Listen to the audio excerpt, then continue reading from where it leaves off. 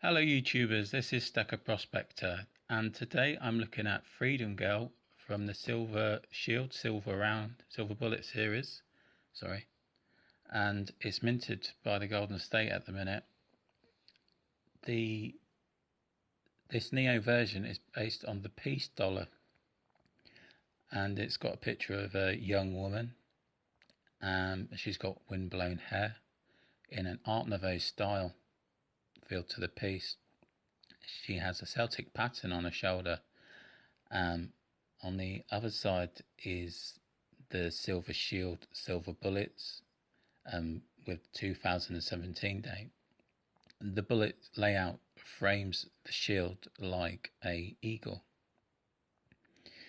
I brought 20 rounds of AVDP, which is the weight equivalent to avoirdupois.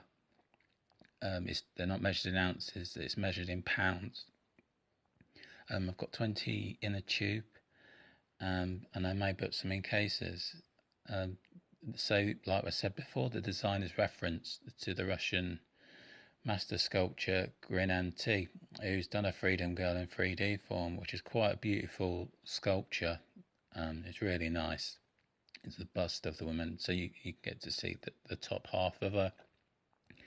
This Neo version weighs 0.99 copper. Its diameter is 39.3 millimeters, and its thickness is 3.31 millimeters. The weight, I think, is 28 points something. I'm not sure, but the Freedom Girl has got to be one of the beautifulest rounds out there in regards to the copper bullion market.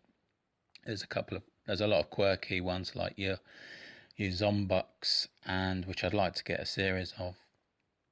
But my reasons for buying copper bullion is I believe copper will go up in price, but it's more of an optimistic and long-term investment, and it is an investment. I've watched a couple of copper bullion videos, and the reasons seem to be aligned with mine, but they're apologetic about it. I wouldn't be apologetic about trying to look in different ways, looking outside the box. It would only be a small percentage of my metal portfolio, but it should be there anyway, because yes, you are paying a lot of money over the spot value price of copper. A hell of a lot, especially if you're going into the rounds.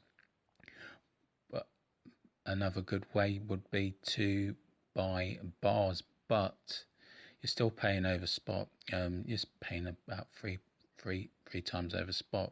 But you got to understand that these guys have got to make money as well. And I believe that the demand's going to only increase on this industrial metal, and it's got similar echoes of how silver was treated a few years ago. I mean, it used to be in coins. Yes, it is the main silver market. Is a lot of it is still industrial, a hell of a lot, especially in new electronics. But also, so is copper, and the increase is only going to rise over the next few years in regards to growing industrial nations such as India and China, China being your main one. At least 40% would go to China. So I'm being optimistic about that. It's a long-term project, and I'm spending about 70 to 90p. I think it's 90p I'm spending per coin. It's still a lot of money, because I think it's £3 or $3 something over the AVDP, which is measured in pounds.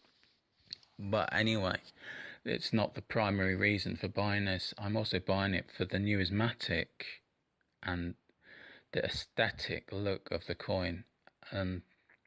You could say, oh, but copper's not worth anything. But plastic's not worth anything. I mean, but plastic can make collectibles like Star Wars figures that, or which are highly collectible, especially the original, the original series. Um, and I think no matter what the material is, if you've got something that's quite collectible, what the material is made of is kind of thrown out the window in some respects.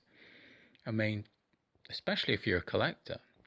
But for me, I'm I can see it's going to be a slow process, but I think it's going to go higher than silver and gold?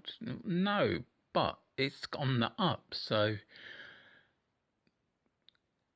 I would I can make some money in the future. But as again, the coin is a beautiful coin. I'm looking to put a little bit aside. I think, but I'll probably buy some every 3 months. But please stay tuned. Tell me what you think. If you agree with me, agree. If you don't, don't. But say why. I am next week going to be looking at the Perth Mint Shark series. I say next week. I'm ordering next week, but I'll be getting them in the next